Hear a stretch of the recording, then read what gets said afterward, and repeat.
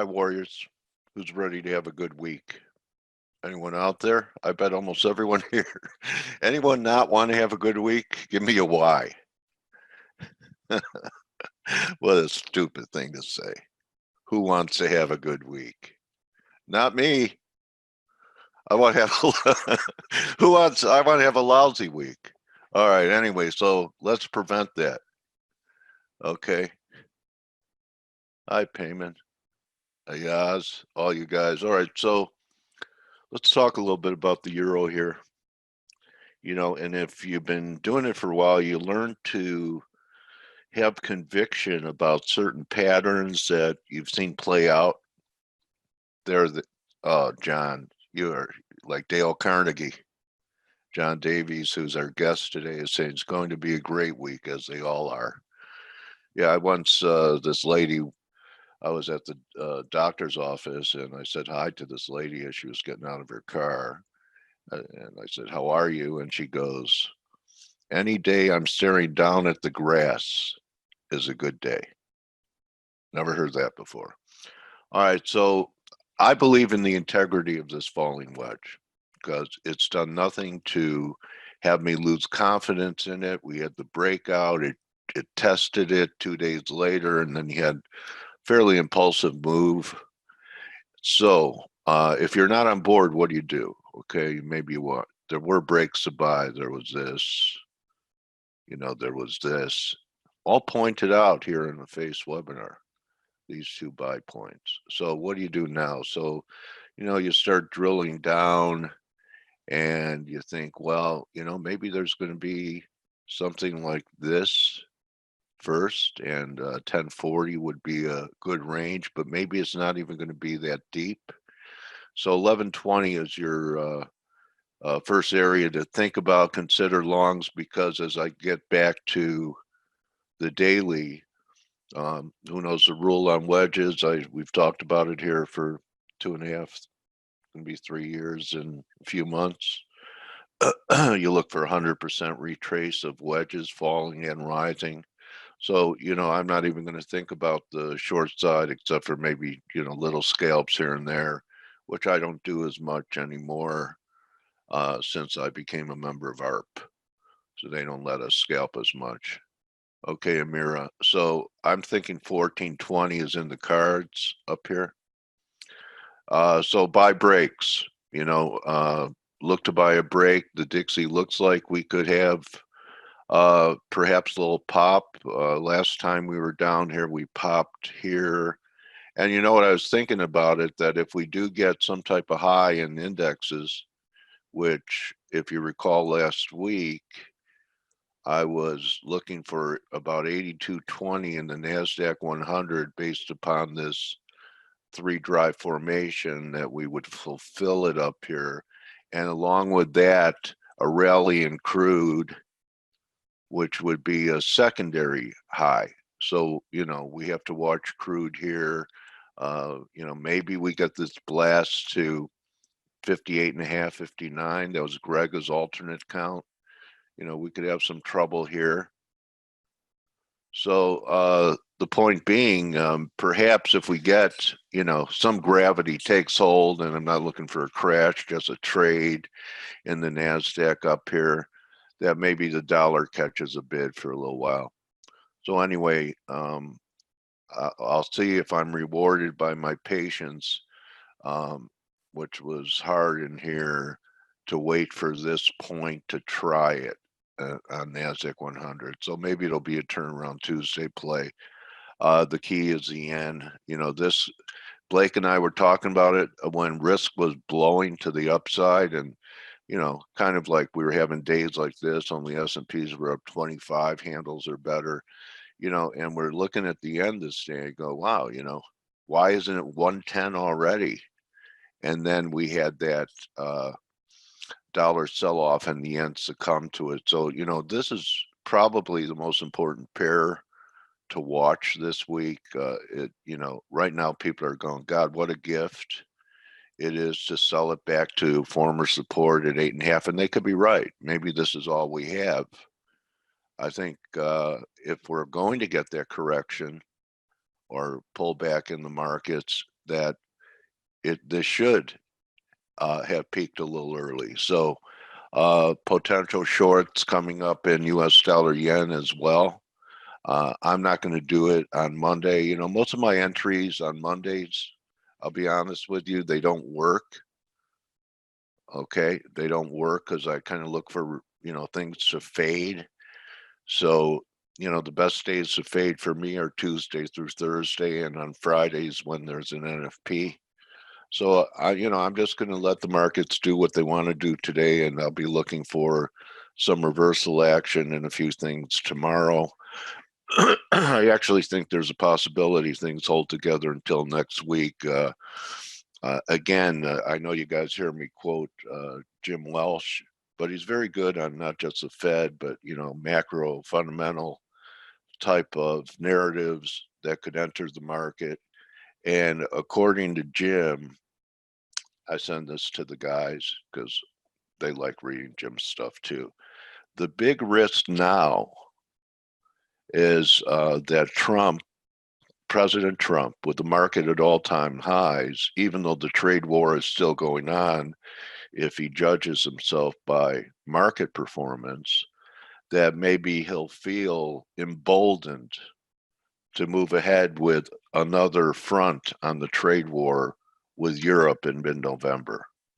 And that's something that the market isn't taking into account or discounting at all now.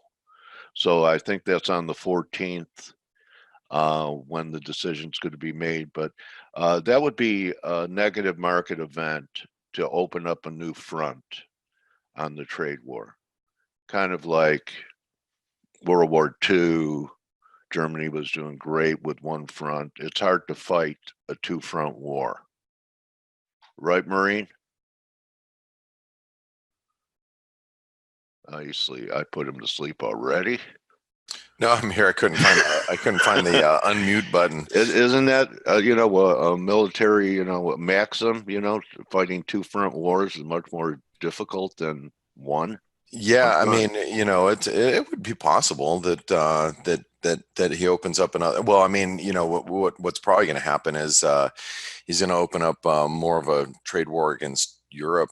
I think maybe the rhetoric picks up there. You know. Yeah, yeah, he's not a big fan, you know, with NATO and everything, all the comments he's made. So anyway, I think that's a market event um, to look forward to. And Blake, your week ahead video, finally, you have conviction now about what's happening in the dollar with the 200-day, et cetera, right?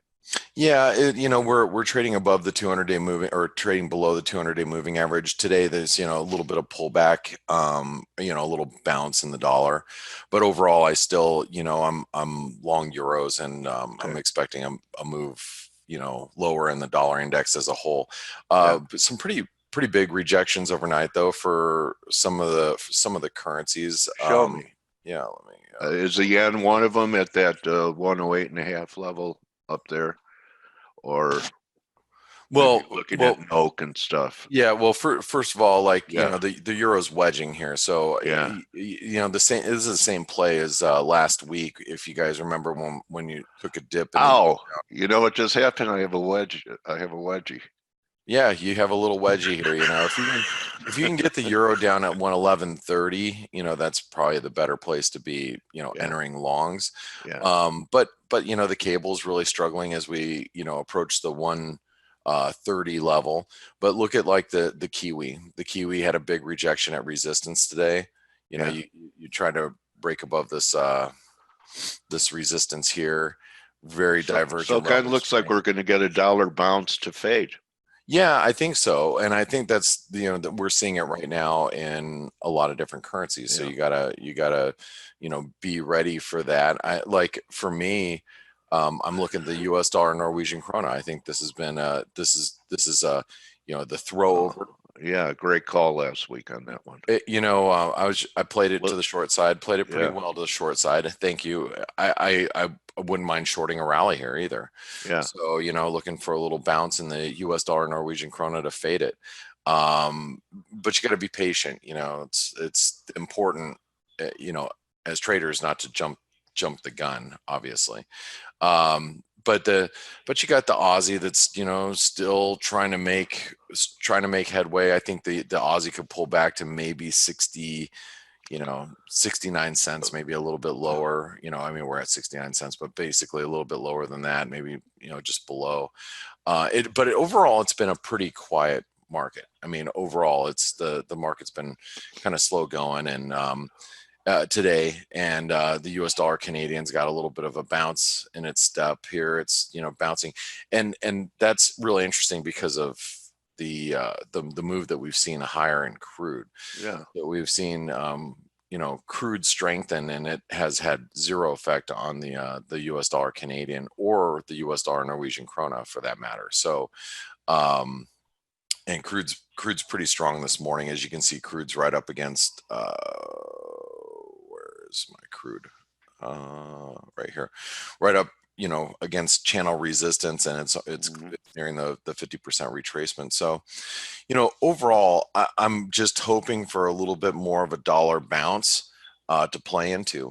And I think if you approach the market that way, that you let the market come to you, you don't just assume price is going to go there. You let it come to you and get to the levels that you want to enter. That's going to be the way to play it, overall. So okay, hold on really quick. Sorry, I was just adjusting something here. So yeah, and this week's going to be a little bit more of a quiet week, especially after last week. It was a crazy week last week, but I'll tell you this much: I slept in today, and it was nice. Dale, it was. Oh. I know for you it didn't change anything for you, but man, for me that extra hour was wonderful. Unfortunately, my alarm still went off at when it was supposed To change it. I forgot to change my alarm, and I'm like, no, I got another hour, but I continued to You sleep changed through it. I changed though, right? it. All right, Yeah, good, man. I got it switched over. So yeah, now as far as like the Jim Welsh, when's the next time you're gonna have Jim on? I don't have them scheduled, but Oh, okay. I haven't, I didn't get an opportunity. I was going to read it yesterday. yeah. I didn't have an opportunity because of, Fun. family commitments and stuff. But You were having fun. I was having fun. I actually Okay. went, I Blake had, has fun, everyone. Newsflash. yeah, no, I have a buddy of mine is actually moving out of town. One of my best friends, he's moving out of town, this week. He'll be I hate gone. when that happens. I know. It's even though we don't spend as much time as They're there. yeah, exactly. You know that they're there. They're within a stone's throw away, and now he's moving to back to Texas because his wife is from there, and then my another one of my best friends that I grew up with, he turned 48 this weekend, so we went to a hockey game. That was fun. Oh yeah, what are they? The Road Runners there still? No, it's the Coyotes. Coyotes. Oh, They're everybody walking down the else out there. street where I live the other day. I see them walking down the street here. Oh, and the Coyotes? Yeah. Are you still in Temecula, or you're closer No, to I'm in San Marcos. Oh, okay. And so I'm not that. It's cement. It's civilization. They have nowhere to go. They're just walking up and down the streets looking for pets. By I the love the way, I names didn't. you give to your teams, guys. What's that? I love the names you give to the teams there. They're also funny. Yeah, I know. Everybody uses animals. It's like, Yeah. by the way, Dale, I forgot to tell you, I'm actually going to be in Temecula in January. Oh, I hate Temecula. I know. I gotta Everything go there. died there. Well, anyway, but it's a cool town. I mean, it's a cool town. You've been in there, right? The Western. It's kind of like it was formed, I think, in 1850 or something like that. They had the sign when it was incorporated. I've driven through. You're going to the wineries, probably, right? No. We're going for a soccer tournament. So, oh, okay. Yeah. How far away is that from you now? 40 minutes, 50 minutes. It's a bit of a hike. Anyway, yeah, I've got to go there this I may drive up and say hello. All right, well, I'll be there for a soccer tournament. My sports car. Yeah, in your sports car. Yeah. All right. Well, you know, it's like I said, it's a really more of a quiet week this week compared to like last week. Last week, What's going to move us this week, Blake? Any news events you think are going to move us? no, I mean we have the RBA tonight, and That'll which do is it. that's not going to do it, and then we got the Bank of England on Thursday. It's overall, just a fairly quiet week. Oh, you know what I wanted to do? Look at the S&Ps. I mean, we are just ripping higher. Yeah. And I mean, how many people have been trying to short? Yeah, I mean, just trying to short the market, just getting run over, and we're Throw we're, over. we're getting that. Well, it's getting that blow off topish. Yeah. The one of the guys that we get some of his analysis. He does great analysis not only on FX, but he's an ex. I think he's ex JP Morgan guy that's gone out on his own for does analysis for different institutions.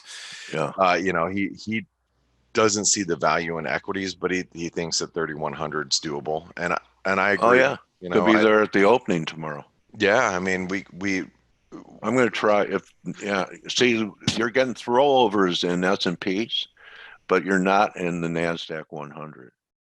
So, you would think that the NASDAQ would lead it, but it's actually not.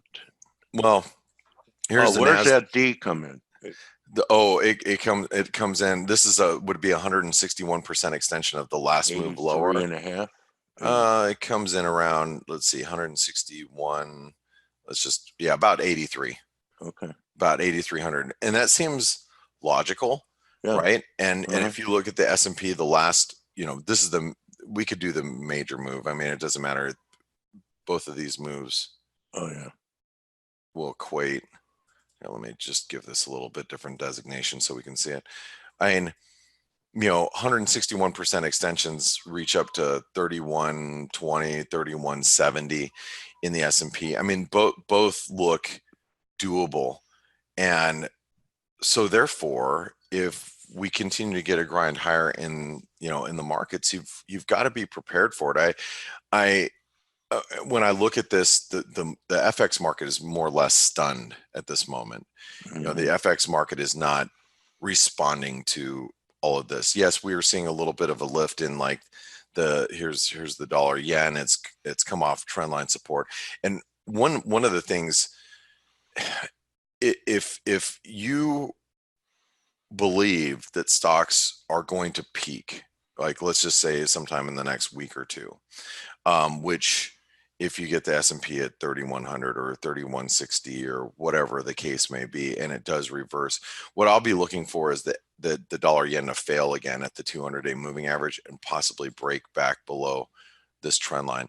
Because I shouldn't say once, if the dollar yen breaks below this trend line right here, which currently comes in at, let's just call it 107.95 now. If it breaks below this trend line here, that's when I believe that the market that'll be our cue that the S&P rolls over. So, for those of you guys that are looking to fade stocks, if you want confirmation that the stock market is indeed going to roll over, I think you have to use the dollar yen as your proxy here.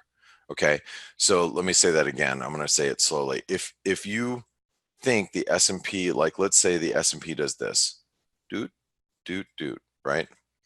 We spike up to 3120. We could spike all the way up to 3160, but let's just say we do. And we hit 3128 here, and then we start reversing. If the dollar yen at that point rolls over and breaks below this trend line, that would be my confirmation that stocks are done. They're finished. But that's how I'm viewing the market. I'm not, I don't, you could say, well, then I'm going to short the dollar yen when it comes back up to 109. You could, because that's where the 200-day moving average is somewhere up here. But I'm looking for it more as a confirmation tool to signal that the top is in in equities. So we looked at the S&P. Here's the NASDAQ. Let's take a look at the Dow really quick. The Dow, this is the lack of confirmation that I think we see here. Let me remove this. Whoops, that's not what I wanted to do. Okay, so the lack of confirmation comes in the Dow, but the Dow might actually, get that rollover. We have the, breaking out of this triangle. Here's the top of the, if you had a megaphone pattern, right? This is the upper trend line, but I still think we can go higher in the Dow. The generals are finally gaining courage after the troops have been mowing down everyone. So yeah. S&P and NASDAQ, and now the generals are going, oh, it's safe. We could start to march forward. Right. Yeah, exactly. So now you're seeing some of the big cap names. It's exactly what happens in war too. So right. I thought so. Yeah. Yeah, it does. Yeah, that's pretty much the case. So anyway, like I said, we have all the equity markets are just stretching higher, and I am looking for them to peak somewhere up here, but I'm not brave enough to step in front of the market and start shorting at this point in time. I'm hoping we get some sort of indication that there's a blow off top. But I will tell you this much: the stock market is on fire, and it is nonstop. You don't want to be in front of it, at least at this point in time. So what I'd like to hear from is I'd like to hear from my colleagues Steve and Stelios and see if they have any comments regarding equities. So what's up, gentlemen? Good morning. Good morning. Good morning, Blake. How you guys doing? Very good, very good. Good. How have you been? Good. Like I said, I got a little bit of extra sleep this morning. It was awesome. So we have equities that are reaching higher. How do you guys feel about the state of the market right now? Because the FX market's very quiet. I mean, we're pretty quiet at this point in time. But equities, they just continue to bounce, or I say bounce. They continue to rally. So what's your thoughts here? Well, the question is, what do we think is driving it? Because if you think about it, any kind of market event, they take on the positive side and just keep going. So we get good US data. Oh yeah, great. The economy's bouncing. Stocks going higher. We get really bad data. Oh my God, there's going to be more zero rates in QE, so stocks are going higher. So I think what could be driving it is positioning. This has been, after all, the most hated rally, right, ever. Everybody hates it, and so we remember we did this blog post a week ago, was it? We said that there might be one last blow off top, new all-time highs, and then a correction. I still think this is going to happen. The question is what's going to drive it. And if you remember a year ago or a year and a bit ago, when we had a half decent correction, now there we go, it's on the chart. It started due to, this was late 2018, it started with yields going higher, remember? So that could be, in my opinion, the driver again. But how do we see yields higher at the moment? It's very difficult to see that. But with all central banks bringing rates down to exactly negative, yeah. Like how do we get a rally in yields? Yeah, guys, but there is one thing to consider here. Now we have the complete yield curve being above the Fed rate. We've already seen the first signs that the market isn't willing to play ball anymore. We saw that in the repo market, which the Fed has to intervene on a daily basis continuously to keep it afloat. Because it's very simple. I think that investors that do understand what's happening, for example, bond investors that always know and understand what's happening in the market, realize that holding a bond now with the new cycle of monetary policy that is just beginning with the ridiculously low yields that they offer is a very, very bad proposition. So I think that's where things could go wrong. So I agree with you, Stelios, on that. Yeah. Well, what we are seeing is a continued rally in equities, and like I said, only the brave will stand in front of it at this point. Oh yeah. There's no question. Just to keep in mind, like, you remember that I talked about that. What was it? 3 weeks ago, because I keep paying attention to the Fed's balance sheet every week, every Thursday. We now have official information that the Fed has inflated its balance sheet by 250 billion within 7 weeks. I remind you that QE infinity, QE3, which which was called QE infinity because we didn't have like an end date, up until some point. QE infinity was, what was it, Stelios? 60 billion, 70 billion per month. Which of the two was it? I don't remember exactly. Doesn't really matter. You can say 60, you can say 70. What doesn't change is the fact that, let's say it was 70 billion per month. So that would equate to 140 billion in the course of 2 months. And now we have, in less than that, in 7 weeks, 250 billion added to the balance sheet of the Fed. So, they've gone in full force. Now, everybody has brains enough to be the judge. Why do you think that Fed is doing double the QE it was needed to do when it was officially admitting that quantitative easing back then was needed as an extraordinary part of measures to keep a battered economy afloat? Yeah. So why are they doing it now? It doesn't, Yeah, because there's a bank with a bad position. The banks don't trust each other to lend to each other overnight for some reason. Yeah, they must know something, right? Well, they know what they own. Yeah. Oh yeah, they do. But do you think that's the whole reason, is just to settle down the overnight market, the repo market? No. Okay. No. Absolutely not. That's probably to stimulate the economy again. 7/8 of an iceberg is below the surface of the water, right? So the repo market is probably the little part of the iceberg you can see above water. Right. There's a liquidity crisis brewing. Yes. That's what I think, right? Yeah. So the question is, if there is a liquidity crisis brewing, is it going to come back in the form of a dollar accumulation period? There'll be a blow off if it turns into, I think, a crisis liquidation. People will liquidate all different instruments, asset classes, because they need cash to roll over debt. So yeah, I don't know what's immune. But in that case, is it dollars? Well, I don't know if it's by dollars, because they have dollars deployed right now. That's the part of the shortage, I think, is all the huge amount of debt that's denominated in dollars means there's that much more demand for the largest debtor to be able to roll it over. But you're right, it could go the other way, that, lack of confidence and sell the dollar off. But most of what I've read is that's going to create 110 Dixie, 120 Dixie, but we could go to 94 first. Yeah. If you remember, in 2008, the initial reaction was to buy dollars. Yeah. The dollar squeezed quite a bit. Then it started going the other way. It's the Pavlovian reaction. Yes. Yeah, and this is a bigger debt bubble than 2008. So more dollars will be in demand. Just a theory, like everything else. It doesn't make you money. How do I make 20 pips off of that? Right, exactly. It's great over a beer. Yeah, with macro you can't make little pip here. Only Celios makes money with macro. Yeah, but as you very well know, coach, when you take macro positions, it's not like for 20 pips, right? Yeah. You need to have patience. Thousands.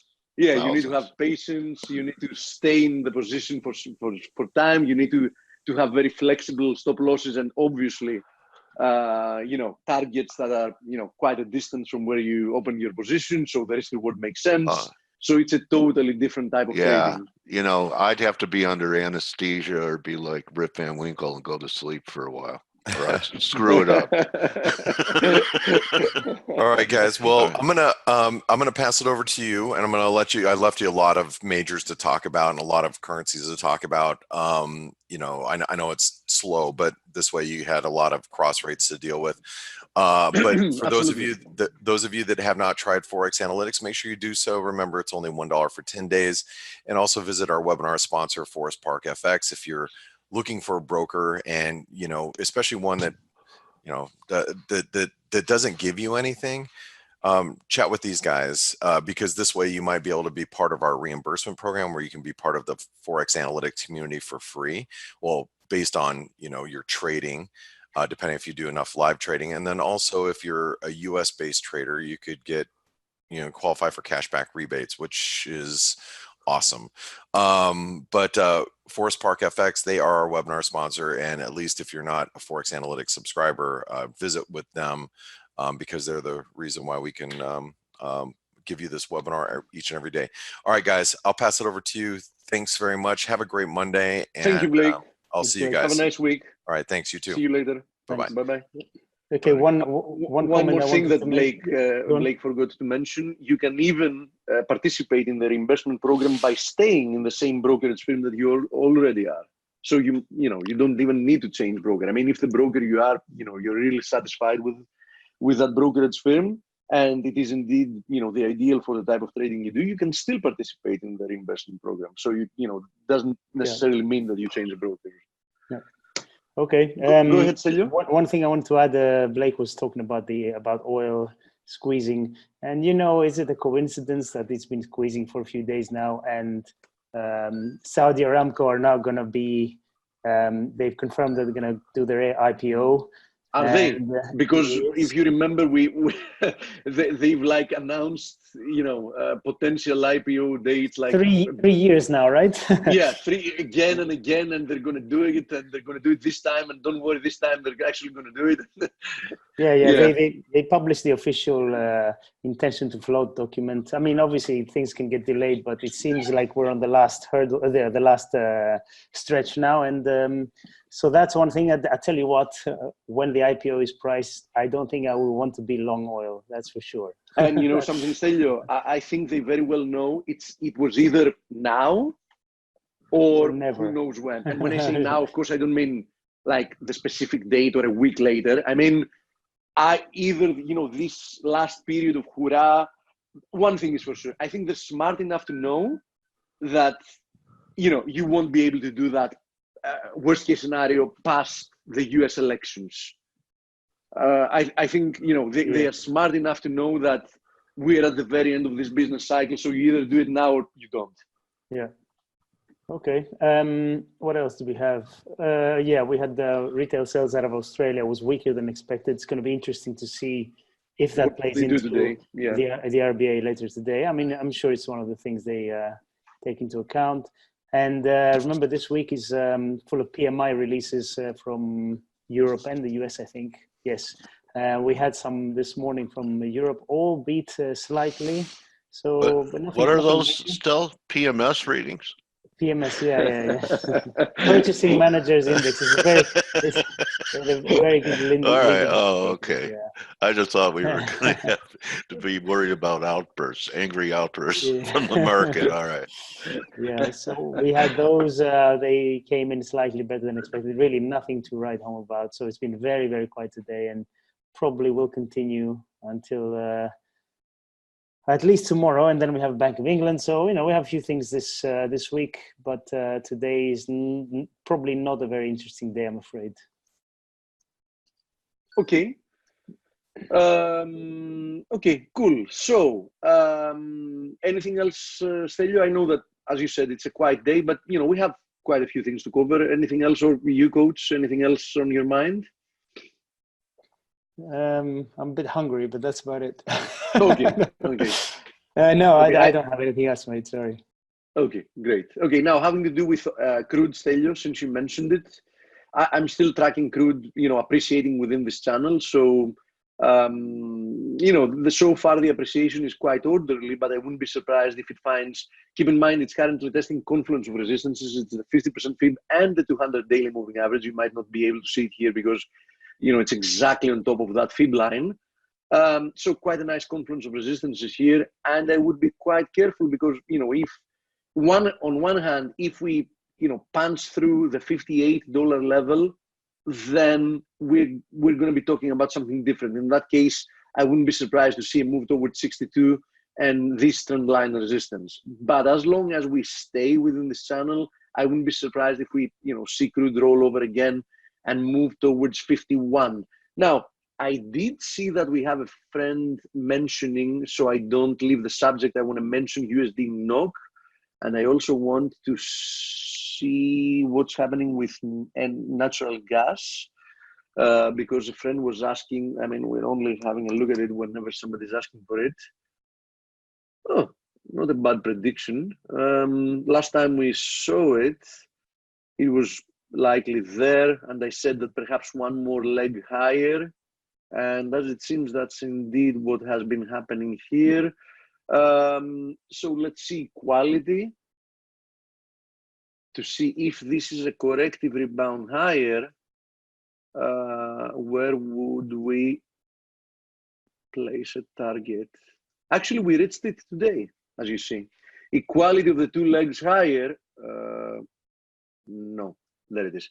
No, we didn't reach it today. It's a little bit higher. Equality of the two legs is at 287 almost. So we're almost there. And we're going to find out then if this is a corrective bounce higher or the beginning of something much bigger. If you see, the RSI had already been diverging for quite some time. Look at this. RSI was diverging since April, right? There you go. So interesting to see what happens from here. One thing is for sure, if you really want to buy it, now that we're reaching equality, I don't think it's such a good idea. Let's delete these since they've already happened. I think likely some type of a pullback, would be a better buying opportunity if you're looking to be long natural gas. Okay. So that's what I think about it. Now, having to do with the USD NOK, of course, has been benefiting from this move higher in crude. And in fact, it has now broken below this ascending wedge. Found support at the green line that you see is the 50 daily moving average. Found support there.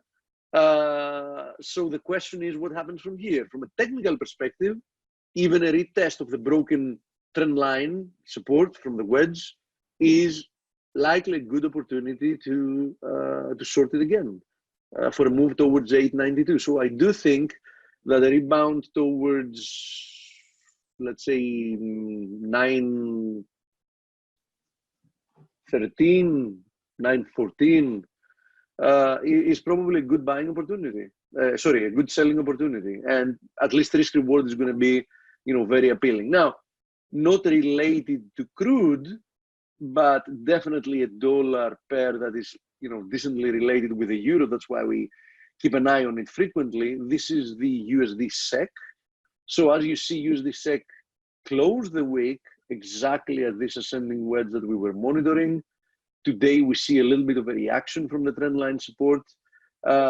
So, this is another pair that is actually quite interesting to watch, because I do think that if USD SEK breaks down, then we're going to see a continuation higher in the Euro USD and, another move lower for the USD Swiss. So USD SEK, something I'm actually watching on a daily basis. If you really want to buy it, this is definitely the place that you do it, right? From a risk reward perspective, you can have a very, very tight stop loss, roughly, let's say at 953. And, you can hope for a continuation higher, or, we might even get more ping pong between these wedges trend lines, right? We can retest it again, move lower, and, so on and so forth. As you can see, this is a game that, the market is playing since the end of 2018 summer. So, if you really want to buy it, as I said, this is, an excellent risk reward to do so. Now, having to do with the metals that, I know that you ask for every day, some of you at least, Gold still above this pennant, so looks quite good. Silver above its equivalent pennant. So I have to say that, you know, they both look constructive. I mean, we haven't seen a real acceleration. And remember, Steve, gold is but pavement in heaven because the streets are paved with it. So it's only cement. So if you plan on bringing it to your afterlife, raise some cash and bring a few bucks up there. Anyway, go ahead, buddy. And speaking of gold, and here's the gold-silver ratio. I'm curious to see if actually we're done with that correction. Yeah, in which case another push lower, an acceleration lower, as you very well know, Coach, will indicate that we're going to have more overperformance from both of the metals, right? Platinum testing again this, you know, key resistance area, and palladium still within this steep ascending channel, you know, still holding very nicely, finding it tough to go through the 161.8% extension, but keep in mind that we also have the cup and handle formation, which would indicate even further gains towards like 1940, 1950, something like that. So, you know, undeniably remains bullish. Now, let me see. If I have a friend here asking to check Fitbit. Actually, Stelios, I don't remember the ticker, so let's see, it's Fit, right? Yeah. Stelios actually was long Fitbit when this happened. And you know how it is. As always, you know, when you're long something that explodes higher, you know, you only wish you had a bigger position, but at least he had a position. So, you know, that was a very nice trade from his part. Yes, Fitbit got, you know, Google is buying Fitbit, and obviously this created this explosion from like 280 to like above 7. So in essence, almost triple the prices for Fitbit within, what is it? I mean, that we today's found gap, or that was Friday's gap that you're showing up there? The one that was Friday's gap, Coach. Oh wow, yeah. That's when we got confirmation, if I remember right, because it was like high speculation up to a point. Yeah. You know how those rumors usually work, Coach, right? Yeah. I mean, usually what happens is you have people with inside knowledge doing this, right? Yeah. Then it becomes more common knowledge, and then this happens, and then you have confirmation, and I wouldn't be surprised if you see a gap higher. Going. Yeah, and now it remains to prove if this is a runaway gap, as we call it, and it keeps going from there, or it will be a buy the rumor, sell the news temporarily, you know, fill in the gap, which is likely, and then like continue higher or stabilize. I mean, we've seen this type of price action many, many times in this type of occasions. Now, having to do with the indices, although you covered them quite well with Blake, let me just reiterate here that we have this beautiful zone of resistances between like 3,107 and 3,125. So multiple resistances there, plus this ascending wedges resistance. So I'm really looking forward to seeing if we can get some type of reaction from there. Now, you were talking about the Dow Jones lagging, which is, you know, probably going to break today higher. I mean, at new highs finally. But don't forget that the biggest laggard here is Russell. The Russell. And it's going to be very interesting to see. That's why I mentioned Russell today. Russell has been stuck in this broad range since the very beginning of the year. So from, you know, since January, and we now have like November, we've been stuck in this range between like 145 and like 160, roughly. So maybe that's a hook, Steve. We get the confirmation in Russell, and then it's over. Let's see, but you know, it's going to be interesting to see if the Russell can actually finally break above this range. Now, of course, theory would indicate in this case that, you know, especially such a well-developed range, should extend Yeah, at huge. least as much Back to as, the old highs of last year. yeah, and even a little bit higher if you know this. Yeah. So that would indicate that a breakout from like 160, to be exact, if you want to take the previous high there, 161.11, that would indicate an extension to new highs after spending like 11 months stuck in this range again and again and again. So it has been a very nice range play. Let's see if it can turn out to something different. So I think the Russell is probably the one to watch, because I wouldn't be surprised if the S&P reaches that confluence of resistances we've been talking about at the same time that the Russell is actually testing the high end of this range. So that would be very interesting to see when both of these indices are at important resistance, if there is actually enough confidence from the market to push through. I really want to see that. And having to do with NASDAQ that you mentioned, NASDAQ was indeed lagging in breaking out of the equivalent ascending wedge, but keep in mind with the price action that we've had pre-market so far today, as you see, we're almost at the wedge's resistance. So, and it's a confluence, as you see. It's also the 127% extension of this last corrective move lower. So 8,260, a decent confluence of resistances. Let's see if the Nasdaq can actually push through there. And one more index, because before I go to the questions, this is the Nikkei. So the Nikkei had been trapped for quite some time in this symmetrical triangle. The Nikkei broke higher, retested the trendline resistance as support. It was actually a triple confluence, as you see, because from that point, then we had both the 50 and the 200 daily moving averages passing.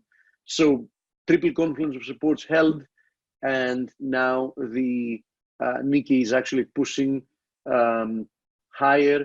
So it remains to be seen. Of course, the correlation has, broken down quite a lot with the USD yen. I mean, it used to be like extremely tight. It was almost like, whatever the Nikkei was doing, the USD yen was doing exactly the same thing. You could put one on top of the other, and you couldn't, distinguish which one is what. But it's clearly lagging here, right? Having said that, we mentioned at the end of last week that the 108 is support. So far, USD yen is holding 108, but not in a convincing way, right? So once again, my advice about USD yen would be look elsewhere. I mean, yeah, if you really must do something at the moment, it would make sense if you want to buy it against 108. I mean, it's just like 50 pips of a stop loss. But personally, I think there are much better opportunities out there for you to be wasting capital and time trying to figure out what the USD yen is going to do, which we've seen how much, suppressed it's been. Now, question about EuroCAD. Now, EuroCAD might be trying to put some kind of a bottoming pattern here, but all in all, remains within a descending channel. Let me zoom out so you can see it. There it is. So having to do with channel, we're more or less, not in the middle of it, a little bit higher. We're facing resistance here, horizontal resistance area at 147.50. So, I mean, against that level, I guess, in the short term, risk reward would say, be short if you want to do something, but look at this price action. I mean, why do you want to do anything with it? Personally, I think, you should rather stay out from EuroNOK. It doesn't seem like it's really willing to go somewhere fast at the moment. So, as I said before with the USD yen, I think that, it's better if you put your capital at work elsewhere. Now, having to do with the DAX, because we have a question about the DAX, I actually wrote in the analysis, huge day from the DAX today so far. I wrote in the analysis that as long as we're holding above 12,850, I think there is no real resistance until we make it to 13,200. I didn't actually expect that that might happen within a single day, but as it seems, it might even happen within a single day. So, we're now reaching an area of resistance. Clearly, the DAX is bullish since it broke higher from this symmetrical triangle. Keep in mind here, those of you that are a little bit observant, if we overlay, sorry, it's at compare if I remember. Yeah, add symbol. So if we overlay JPN 225, so the Nikkei, okay, nope, that's not what I wanted to do. There we go, again. So if we overlay the main chart, there it is, JPN 225,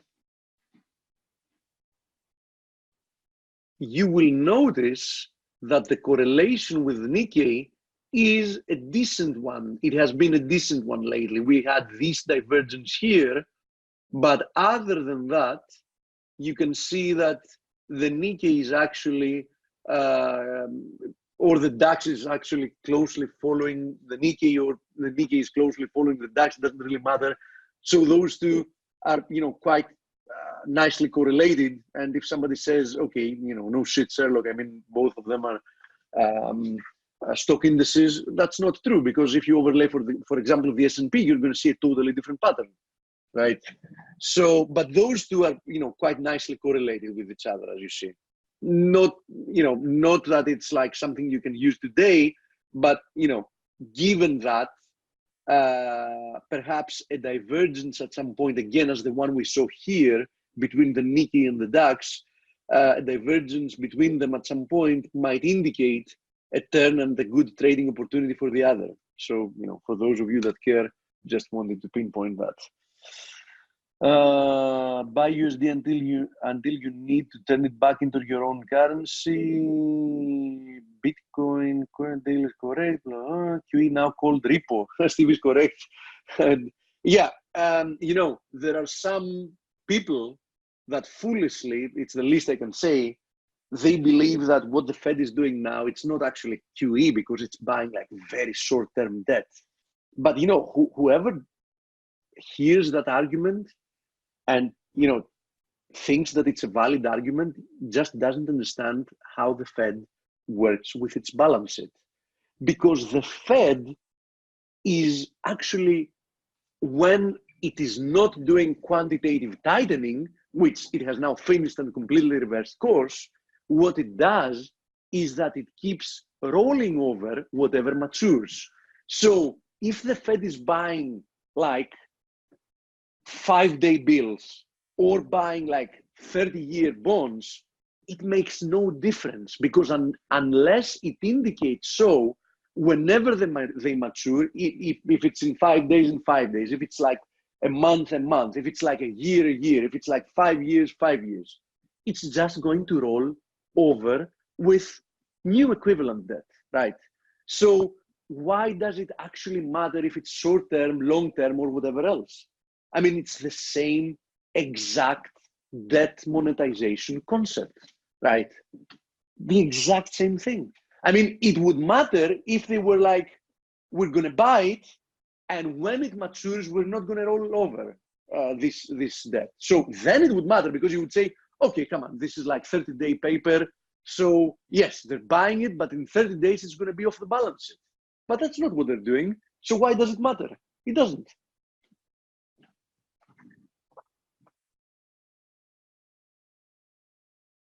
Yes, Grigori, you're absolutely right. Duration does matter, but I mean, it doesn't matter having to do with the intentions of the Fed and the balance sheet. Because when they buy something, as you know very well, they will keep rolling it over as many times as needed. So it's not going off the balance sheet. That's what I'm trying to say. Coach, what do you want to say? Oh, I just want to know if it's going to be safe for me to move to Athens during the financial crisis coming up. Better than San Diego, right? With all the population and being right in the middle of all this stuff. What do you think? In general, Greece is a very safe country. How about Europe in general over the US with what's coming? Listen, we've had this conversation before. It's, there is no doubt that the vast majority of the European countries are a much better fiscal position than the US is. There's no way to doubt that. So, take that, any way you want. Okay. But, if you're asking me if it's... Can you put a deposit down for me on that bench that you took a picture of on your vacation a few weeks ago, bro? Huh? Whatever you want, coach. Anyway, yeah, Nick I says mean, for a full... I don't know, Steve, I hope they could hold this magic act together for another year or so, but it's kind of like the writing's on the wall. Oh yeah, there's no question about it. So I guess the best we could do is capitalize on it financially and be prepared for when the winds blow. And I just would rather be watching it on television than be in the middle of it. Yes, but you know how it is. Unfortunately, the viciousness of the recessions we have since we decided to turn the positive concepts that we knew from economics to negative. For example, non-productive debt, for all intents and purposes, was always, even by Keynesians, accepted as something bad. So, for example, getting into debt to buy a new television is the worst kind of debt you can have because it produces no income. Now, going in debt to buy machinery for a factory, that's a different story because you're investing to produce income, right? Yeah. So now we've created a society and, going along with it, government policy, monetary policy, and everything else that in essence promotes everything that is harmful to an economy. Consumers consuming even more by going deeper into debt. Nations promising even more to citizens from money they don't actually have. Not to mention the most important part, the unethical part of it. I mean, just think about it. Many people don't realize that, but think about it. When you issue 30-year bonds, not even to mention that some countries have done that with 50-year bonds or 100-year bonds. In essence, what are you doing? You're saying that I'm going to hold responsible a generation of taxpayers that probably isn't even born at the moment, or they're like, at school, at kindergartens, to pay up for over-consuming currently. So, is there anything more unethical than that? Well, what concerns me more is social mood. And, you could say what you want about Prechter, and he didn't invent looking at, what's happening in movies. And in America, there's so much anger and discord right now. And this is with the market at new all-time highs. And financial conditions are still somewhat, they're still stable and good for some people even. So, but the social mood, do you think the trend is pointing to an improvement or a worsening of that situation? Of the social mood? Yes. If there's anger and discord with the S&P at 3,000, how much more magnified would it be if a bear market ever took hold and we had a financial crisis and people couldn't get their pension checks or social security checks, or the grocery stores are empty. We've had rolling blackouts. I'm just saying the social mood is not good when it should be good. If you measure it by what President Trump measures it, that's the Dow Jones. And the social mood is the polarity opposite of what our financial markets are saying. Yes, I totally agree. And look at the movies coming out and everything. Since you mention it, I know that you're a senior citizen, so you belong to the previous generation. But in all honesty, I'm a yuppie. In all honesty, and untested generation. Let's assume that you had children, grandchildren, etc. Yeah. What do you think more fair? Current generations that have already gone through many decades of prosperity and over-consuming future resources actually getting less than they were promised, or future generations having to be enslaved in debt that they never had a word in creating? What do you think of the two is less fair? Oh, the B is the lesser of two evils that, you know, I we agree. should take a hit. And, you know, my generation, Steve, we didn't go through any major financial, like, you know, the greatest generation went through a depression and a war. We're pretty untested. We've rode this wave.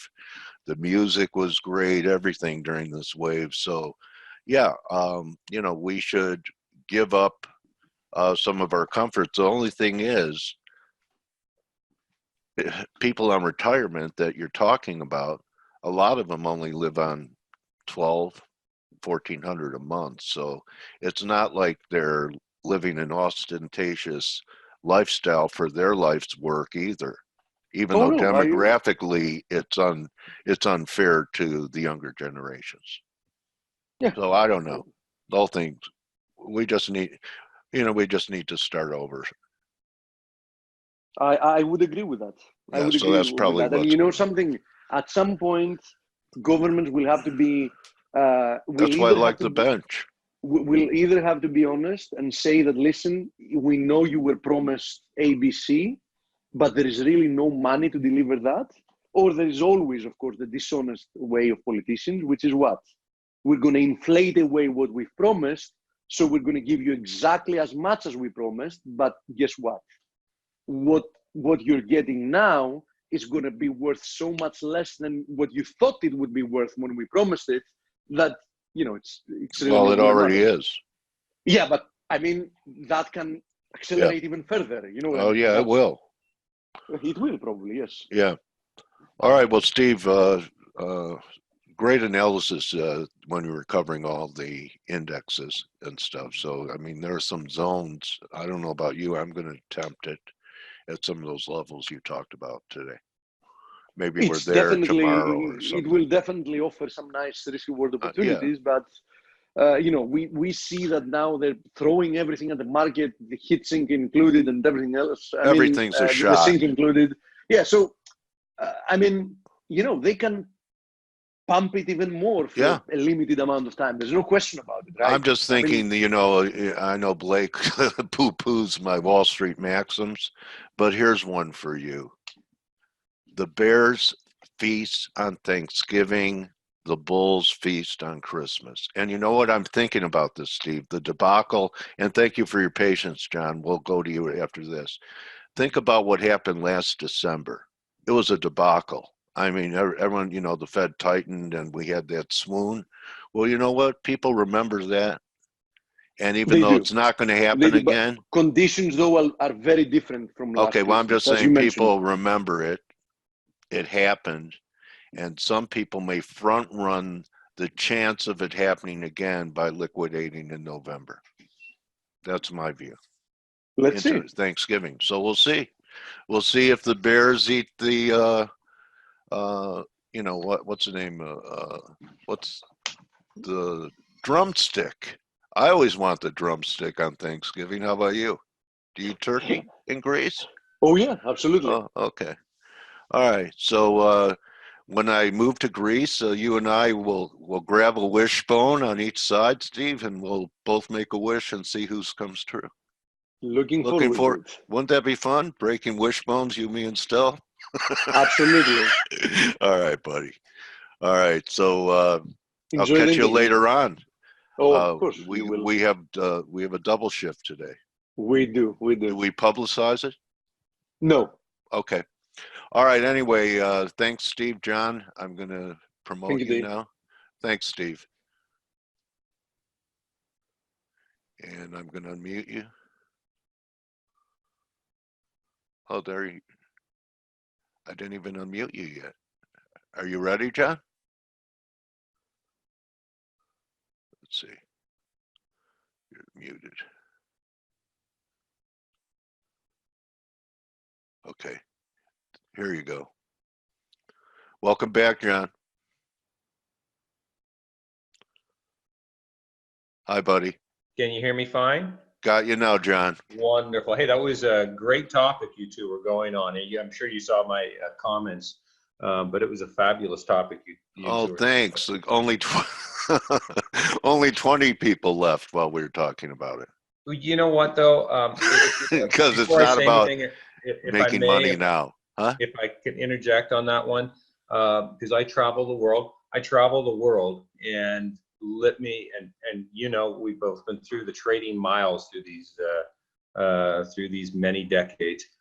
If there is one country in the world that I will bet on, and I will bet on matching any of the challenges that will come of the financial future, it's the United States. Like, Okay. there is no country that I would say I'm all in, I'm pushing all my chips in, like the way the American community will respond. And I know it's going to be difficult at times, right? Okay. But trust me. Well, that's optimistic. I hope you're right. Yeah. Well, I'll be watching you on TV. And honestly, Dale, that's part of the reasons why. And first of all, I'll tell you it afterwards. But part of the reason why I love doing this show and helping people out, because what you do is a service to not simply the financial community, but the growing investment community that is going to continue to expand for the next 30 years as many move to retirement years, and they need to be able to manage their funds in tumultuous environments. And what you're doing is, and your entire crew at ForexAnalytix is absolutely tremendous. But I think it goes beyond let's say, the advanced progressive investor, futures investor, but all those managing their funds. Okay. All right. Well, you talked to me a little bit on Twitter, John, that I was a little bit taken aback, but you go where you see opportunities. Yes. And you're talking about these new derivative contracts on crypto, particularly Bitcoin, that you're going to be, you have a foray going into them, and kind of doing the same thing you're doing with equity options. Absolutely. Well, the exciting thing about this is, if you're considering, by the way, John, by the way, John, do you have a screen to share, or you want me to use mine? No, I was actually going to give you the BTC on CME. Okay, well, I'll pull up Bitcoin. Yeah. See, the thing is, this is you have to go back in time a little bit. So this is when you look at what's happening of recently in the last 2 weeks that has been announced by BACT and the CME group, is the coming launch of Bitcoin options. Now, I know for many people there'll be varied opinions on cryptocurrencies and Bitcoin, right? And I recognize that. Some don't believe it's a store of wealth, and some believe it is the absolute panacea. I respect that. But what you have to understand for an investor, the launching of Bitcoin options by both of these groups is opportunity of maybe a lifetime. And for that, Dale and I, we have to go back to our youth in the late winter, early spring of 1983, when the Merc first offered crude future contracts. Okay. So it was a brand new opportunity. Now, what's going to happen with Bitcoin, with these Bitcoin options, is suddenly the world of cryptocurrency investors, and it is going to consolidate towards Bitcoin and certainly Ethereum to a degree, but it is going to be immediately the ability to hedge. And for that matter, also. Let me ask you this, John, because what you're talking about right now reminds me of an interview I did, I don't know, maybe a week or so ago, where my guest said the reason, and he was a very sharp technician, that he likes focusing on Bitcoin. He used the term because of its reflexivity. It's very reflexive. As you can see by this 4-hour chart, 72.50 to 10.5 and 3-4 candles, 20-30% moves. I call that reflexive. The volatility is tremendous. Now, for anyone who knows my trading style, which is very long game, I look for the money between the lines. particularly in this internet era, one of the things that we know in this market, this era, whether or not we're talking futures, equities, or certainly cryptocurrencies, it seems to be that this era has a variety of characteristics, and I suspect it's going to last. This is going to be a generational thing. It overreacts. It constantly overreacts. It tends to be greedy. It doesn't, and it rarely hedges. So what that means, and if you use options, and obviously it can be anywhere from the most conservative of covered calls, which I hope our people holding dividend positions really give thought to, particularly those of retirement years, to obviously more aggressive, say for instance a bull calendar spread or straddle positions. All of a sudden we have a trading window and a window of opportunity that will be wide open. Now, for someone like, for instance, let's say someone who was the long-term believer in Bitcoin, or whatever it might be, this, I think they say reflexivity. Yeah. Is that reflexivity? This volatility is going to give us one heck of an option premium, right? So that the ability to maintain your position and hedge your position will be, to whatever degree that you so choose, will be extremely easy relative to do. The contract size are very modest. One with the back, one contract, one Bitcoin back, and 5 with the CMA groups, right? So they're going to be very 5 easy. Bitcoins on 5 the contract? Bitcoin on CME, 1 on back. Okay. And they're going to be very easy to manage. Like they have a mini going too. Yeah. As this rolls out, as they roll out, these are going to be very easy to address. But how many times do we get a situation where we can be involved in such a highly volatile climate as Bitcoin, and yet be able to hedge, and for that matter, how I like to trade between the lines, you're constantly looking to scalp the premium, scalp the decay of option premium on a regular basis, weekly or monthly. Now, this is where I keep going into this. Let me ask you this, John. Certainly. If you brought up crude in '83, Certainly. and it's a different era now, how long do you think it'll take for volume, tight spreads, liquidity to develop in these instruments, open interest? I mean, to make them being viable. very honestly, I'm taking a director role of hedging strategies with Anyverse, and one of our goals is to improve liquidity. And I believe that this new announcement, the new launching of these options, is going to increase institutional work tremendously. And with that, the volatility, this is going to start a tighter spread, right? Mm-hmm. Because all of a sudden, it's going to be much more contained and corralled. So maybe the quicker it builds, it's a tell of how needed it was. Yeah, absolutely. Now, of course, it's going to take a while for adoption. I mean, these things take years for adoption, but in between then and there is an extraordinary amount of money to be made. There's going to be, whether or not you want to call it the scalping of option premium, or in essence thinking of a time arbitrage. I always like looking at these as time arbitrage. I was explaining to people, and it goes back to say things that we mentioned on your show nearly a year ago on trading FCX or some of the other things like Oxy or XOM, Exxon. We might be looking at call options on these weekly where we're just scalping out that decay weekly, and it doesn't seem like much, but then you go, well, you have figured out which 1.5% a week means, right? Yeah. Well, so for the young investor, and one of the things that's happening in the markets right now, we have problems getting the millennial investor, and obviously, the younger generation Z investor coming into the marketplace and taking part in sort of the traditional venues that our generation did, right? It's one of the complexities of the fourth turning as it goes to the investment community. They're not coming in, but where they do have a great enthusiasm is with cryptocurrencies. There's definitely a difference of passions, right?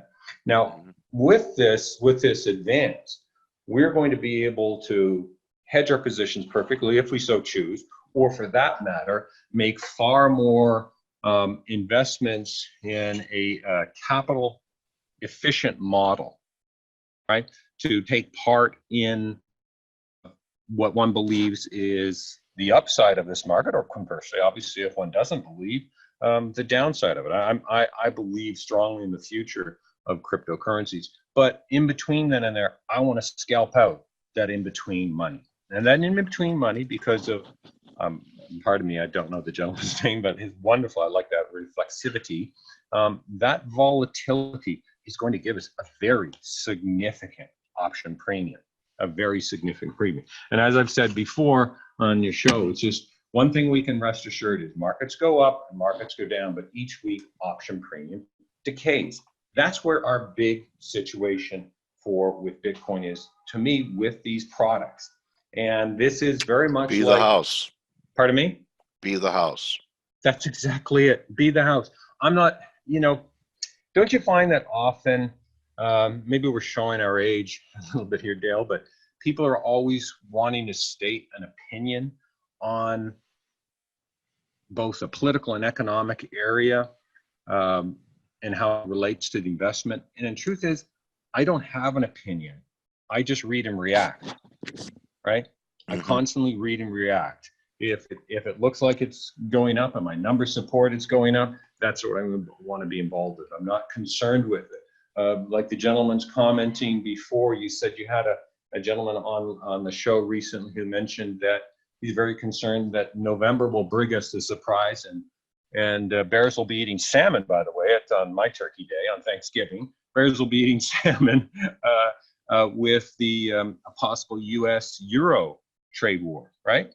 Yeah. And that is something I believe is very strongly in the cards, a very strong possibility, but I'm going to be hedged for it. I'm looking for that in-between money, and that's where our gold on it. Now, this is really, to me, an enormous situation for traders. I've been hoping for this to happen for over a year. I've been looking at all sorts of different systems. I've got different groups that we trade options on a daily basis, closing. But this is the one that we've been waiting for, and to me, it seals the link of Bitcoin and institutional investors, and how retail investors of significantly smaller capital outlays can become involved. As rarely will we see a situation of such pronounced volatility, and it's something that is potentially getting a great deal more institutional support, and we can go in there safely, confidently, carve out our scalps. Yeah, I mean, look, all people have to do is think about, say, for example, we had a 10% move in the Dow Jones. It would be record-shattering, news headlines everywhere. In Bitcoin, it happens quite frequently and even greater. So, and if it happened in a currency, that too would be an unusual event. It's not Absolutely. an unusual event in Bitcoin. Now, there are other things supporting. Obviously, last week, that's why we had the big bump of Bitcoin. China's comments as far as very pro towards, the use of digital assets, without question. But I want investors, as we lead up to the December 9th of December launch of BAC, and I'll certainly be willing to update as much as you need this of Bitcoin options. And then we have a further announcement coming, our further launch coming with CME. It'll be a bigger contract in the first quarter of 2020 to be fully aware of this opportunity. It's a very unique situation.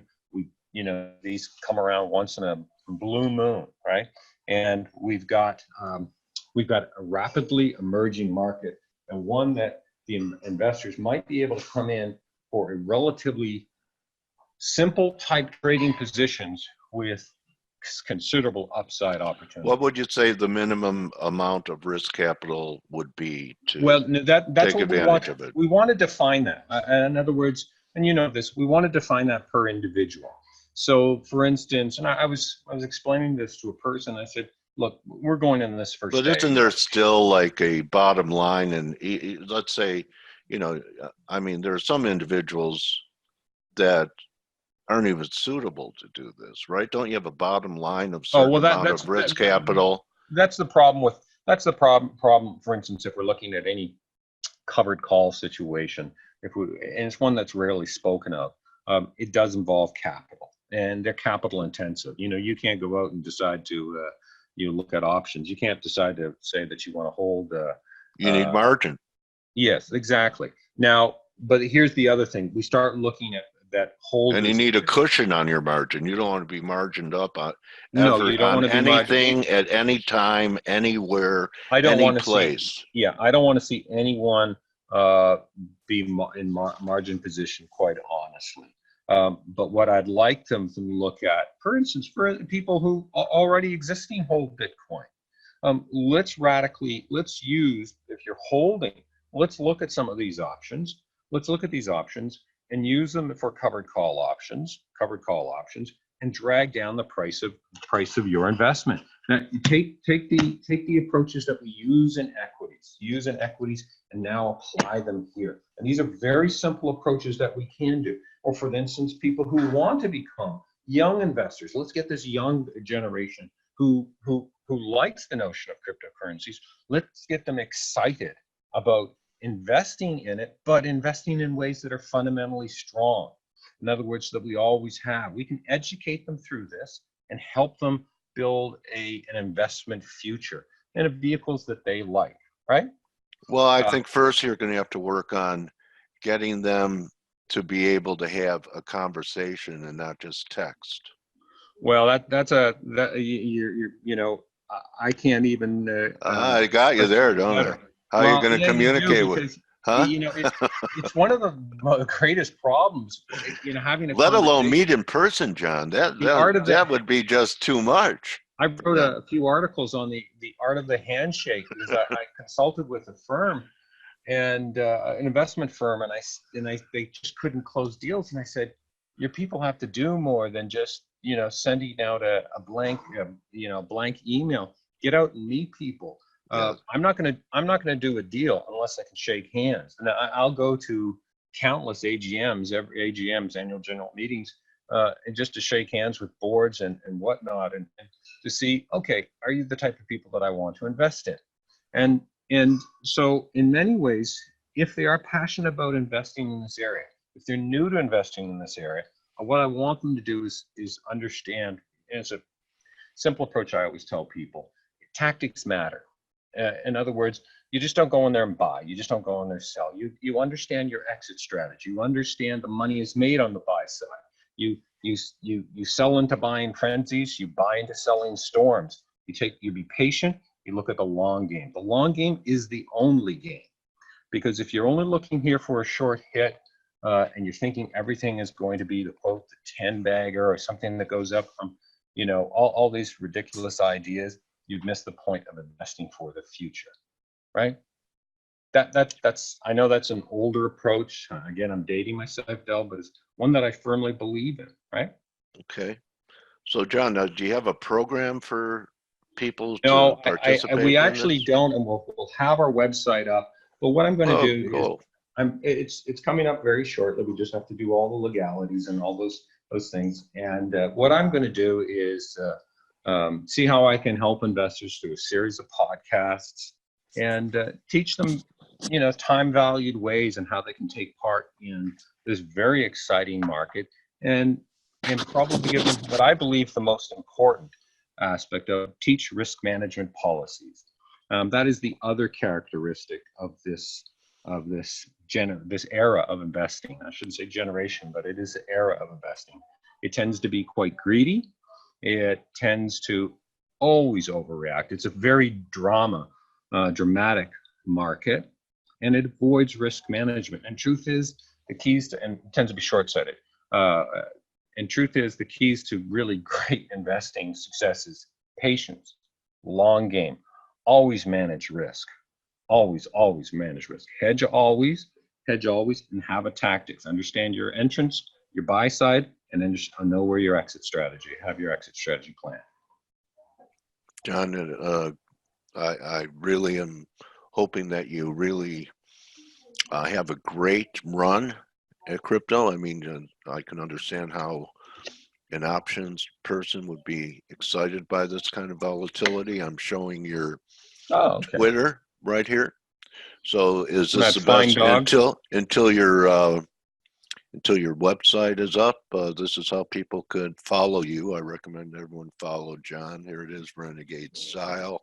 Oh, thank you John very much. Davies, the option tactician, to him. And I understand that people go, well, Dale, what do you trade? Forex or stocks or commodities? And I say a chart is a chart is a chart. The only difference is leverage and beta. I And for couldn't you, agree with you John, more, Dale. That's and absolutely true. so for you to be an experienced options trader and take it to a new asset class, an option is an option is an option, right? Thank you very much, Dale. And honestly, because I really do love your show, and I hope everyone subscribes. This is just a fabulous, in my opinion, this is the best pre-market show anywhere that you can find. Okay, well, I'm not going to debate it. I'm going to say thank you, my trading warrior brother, for And hanging anything out. anything I can do to help your community, feel free to contact me. It's a blessing. And I mean that from the deepest part of my heart. It's a blessing, an honor, and I'm humbled to help a new era of investors. Everybody, John Davies, my trading warrior brother, going into crypto options. So have a great holiday season, John. We'll be in You as touch. well, Okay, Dale. buddy? We'll talk soon, okay? Okay, remember everyone, don't just count your strangles or condors or pips. Count your blessings, and I'll see everyone for Turnaround Tuesday tomorrow. We'll see what sets up here. You're welcome, DJ. You're welcome, everyone. Thanks again, John. Thank you, Dale. Have a wonderful day. Adios.